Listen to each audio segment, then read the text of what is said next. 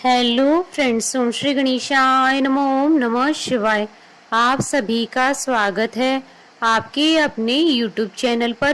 Friends, आज हम आपको इस वीडियो में बताने जा रहे हैं अधिक मास अर्थात पुरुषोत्तम मास महात्मा अध्याय 8वें की कथा के बारे में। फ्रेंड्स, वीडियो शुरू करने से पहले आपसे रिक्वेस्ट है, अगर आप हमारे चैनल पर नए हैं और आपने अभी तक चैनल को सब्सक्राइब नहीं किया है तो प्लीज सब्सक्राइब कीजिएगा चैनल को, साथ ही प्रेस कीजिएगा बेल आइकन को, जिससे नए वीडियो से रिलेटेड नोटिफिकेशन आपको तुरंत प्राप्त हो सके। और वीडियो पसंद आने पर वीडियो को लाइक और शेयर जरूर कीजिएगा ताकि सभी भक्तों को इस वीडियो का लाभ प्राप्त हो सके। और कमेंट बॉक्स में जय श्री कृष्णा जरूर लिखिएगा। श्री गणेश जी को प्रणाम करते हुए पुरुषोत्तम भगवान श्री कृष्ण जी, संपूर्ण सृष्टि का पालन करने वाले भगवान विष्णु जी, ज्ञान प्रदान करने वाली माँ सरस्वती जी, सब पुराणों के कर्ता श्री व्यास जी तथा सभी ज्ञानी जनों के चरण कमलों में नमस्कार करके भगवान की श्रद्धा और भक्ति रस में डूबे हुए पुरुषोत्तम मास महात्मा की कथा कहते हैं। पुरुषोत्तम मास महात्मा 8वां अध्याय प्रारंभ। सूत जी बोले, हे तपोधन, विष्णु और श्री कृष्ण के संवाद को सुन संतुष्ट मन नारद नारायण से पुनः प्रश्न करने लगे। नारद जी बोले, हे प्रभु, जब विष्णु वैकुंठ चले गए तब फिर क्या हुआ, कहिए। आदि पुरुष कृष्ण और हरिसुत का जो संवाद है वह सब प्राणियों को कल्याण कर है। इस प्रश्न को सुनकर फिर भगवान बद्री नारायण जगत को आनंद देने वाला व्रत आख्यान कहने लगे। श्री नारायण बोले, तदंतर विष्णु बड़े प्रसन्न होकर वैकुंठ गए। वहां जाकर हे नारद, अधिक मास को अपने पास ही बसा लिया और अधिक मास वैकुंठ में वास पाकर अत्यंत प्रसन्न हुआ और 12 मासों का राजा होकर विष्णु जी के साथ रहने लगा। 12 मासों में मलमास को श्रेष्ठ बनाकर विष्णु जी मन से संतुष्ट हुए।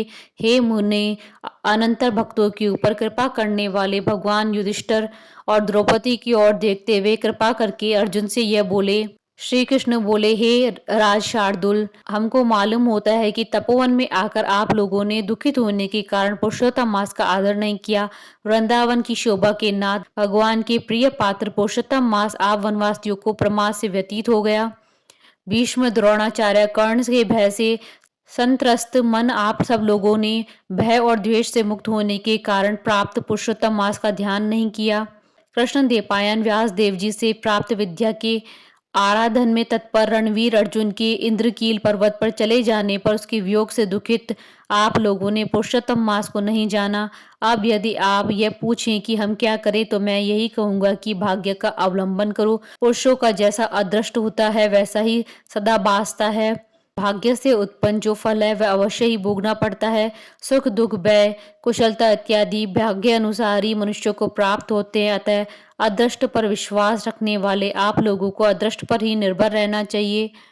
अब इसके बाद आप लोगों के दुख का दूसरा कारण और बड़ा आश्चर्यजनक इतिहास के सहित कहते हैं। हे महाराज, हमारे मुख से कहा हुआ सुनो। श्री कृष्ण बोले, यह भाग्यशालिनी द्रौपदी पूर्व जन्म में बड़ी सुंदरी मेधावी ऋषि के घर में उत्पन्न हुई थी। समय व्यतीत होने पर जब वह 10 वर्ष की हुई तब क्रम से रूप और लावण्य से युक्त अति सुंदरी और आकर्णांत नेत्र से शोभायमान हुई।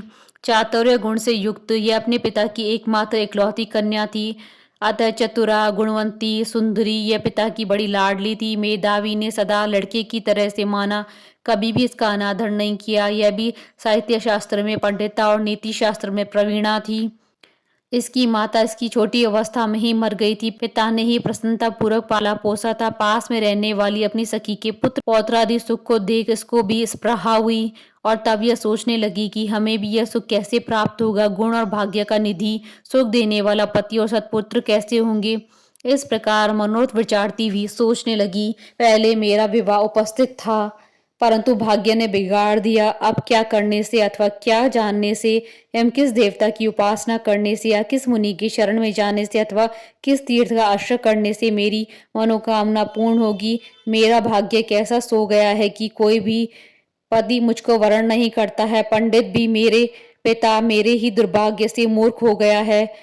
बड़ा आश्चर्य है कि विवाह का समय उपस्थित होने पर भी मेरे समान वर को पिता ने नहीं दिया। मैं अपनी सहेलियों के बीच में प्रमुख हूँ परंतु कुमारी होने के कारण पति दुख से पीड़ित हूँ। जैसे मेरी सखियां पति सुख को भोगने वाली हैं वैसे मैं नहीं हूँ। मेरी भाग्यवती माता क्यों पहले मर गई। इस प्रकार चिंता से व्याकुल कन्या मनोरथ रूप समुद्र के मोह रूप जल में निमग्न हो शोक मोह रूप लहरों से पीड़ित हुई। इसके पिता मेधावी ऋषि भी कन्या दान के लिए कन्या के समान वर ढूंढने हेतु देश विदेश भ्रमण करने के लिए निकले, परंतु कन्या के अनुरूप वर न मिलने से अपने मनोरथ पर निराश हुए। कन्या के और अपने भाग्य से कन्या दान रूप संकल्प के पूर्ण होने से देव योग के कारण बड़ा भारी दारुण ज्वर उन्हें आ गया। सब अंग ऐसे फूटने लगे जैसे समस्त अंग टूट टूट कर अलग हो जाएंगे और ज्वर की ज्वाला से व्याकुल हुए श्वासोच्छ्वास लेते हुए महादारुण मूर्छा से मदरा पान से उन्मत्त की तरह पैर लड़खड़ाते गिरते पड़ते किसी तरह अपने घर आए और आते ही पृथ्वी पर गिर पड़े। भय से विहल कन्या जब पिता को देखने आए तब तक कन्या को स्मरण करते हुए मेधावी मुनि मरणासन हो गए। भाग्य के फलरूप बल से एकाएक कांपने लगे और कन्यादान प्रसंग से उठा हुआ जो महोत्सव था वह जाता रहा। तदंतर पहले किए गए गृहस्थ आश्रम धर्म के पवित्र के प्रभाव से संसार वासना को त्याग कर भगवान में चित्त को लगाने लगे। उस मुर्मुषु मेधावी ऋषि ने शीघ्र ही नीलकमल के समान श्याम त्रिविल से सुंदर आकृति वाले श्री पुरुषोत्तम हरि का स्मरण किया। हे रास के स्वामी, हे राधा रमण, हे प्रचंड भुजदंड से दूर से ही देवताओं के शत्रु दैत्यों को मारने वाले, हे अति उग्र दावानल को पान कर जाने वाले, हे कुमारी गोपिकाओं के उतारे वस्त्रों को हरण करने वाले, हे श्री कृष्ण, हे गोविंद, हे हरे, हे मुरारी, हे राधेश, हे दामोदर, हे दीनानाथ, मुझ संसार में निमग्न की रक्षा कीजिए। इंद्रियों के ईश्वर आपको प्रणाम है। इस प्रकार मेधावी की वचनों को दूर से ही सुनकर श्री भगवान के दूत चटपट मुकुंद लोक से आए और उस मरे हुए मुनि को हाथ से पकड़कर ईश्वर के चरण कमलों में ले गए। इस प्रकार अपने पिता के प्राणों को निकलता देख वह कन्या हाहाकार करके रोने लगी और पिता के शरीर को अपनी गोद में रखकर अति दुखित से विलाप करने लगी। चील पक्षी की तरह बहुत देर तक विलाप करके अत्यंत दुख से विहल हुई और पिता को जीवित की तरह समझकर बोली। बाला बोली, हाय हाय, हे पिता, हे कृपा सिंधु, हे अपनी कन्या को सुख देने वाले, मुझे आज किसके पास छोड़कर आप वैकुंठ सिधारे हैं। हे तात, पितृहीन मेरी कौन रक्षा करेगा। आज मेरे भाई बंधु माता आदि कोई भी नहीं है। हे तात, मेरे भोजन वस्त्र की चिंता कौन करेगा। कैसे मैं रहूंगी इस शून्य वेद ध्वनि रहित निर्जन वन की तरह आपके घर में। हे मुनि श्रेष्ठ, अब मैं मर जाऊंगी, जीने में क्या रखा है। हे कन्या में प्रेम रखने वाले पिता, हे तात, विवाह विधि बिना किए ही आप कहाँ चले गए। हे तपोनिधे, अब यहाँ आइए और अमृत के समान मधुर भाषण कीजिए। क्यों आप चुप हो गए। हे तात, बहुत देर से आप सोए हुए हैं, अब जागिए।